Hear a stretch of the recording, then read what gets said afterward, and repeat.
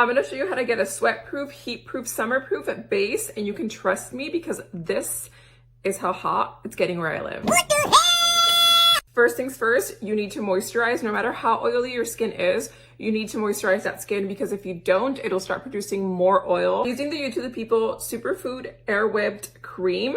If you're really oily, you wanna go towards like the gels, the water-based moisturizers to keep those oils at bay. You also want to wait about 5 minutes and really let your moisturizer sink into your skin.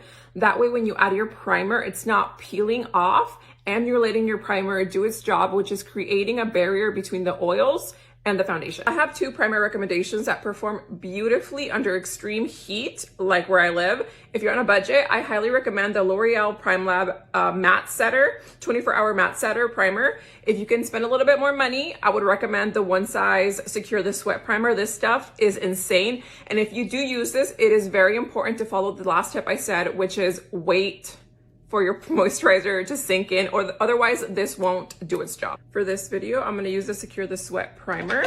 You wanna warm it up and you're gonna press it into your skin. Wherever you get super oily, and we're gonna let this dry down as well. Now, if you're extremely oily like me, or you live somewhere that hits 105 degrees or more daily, you're gonna wanna do this step.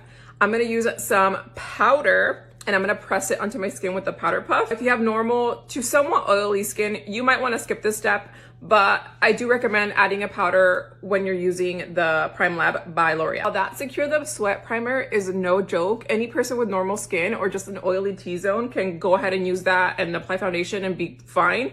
But I am not a normal person. I have extremely, extremely oily skin. Within like 20 minutes of wearing makeup, I'll look like a greasy mess. So I always do this step. I got this tip from Wayne Goss back in the YouTube days. Also, Jackie Aina does this step too.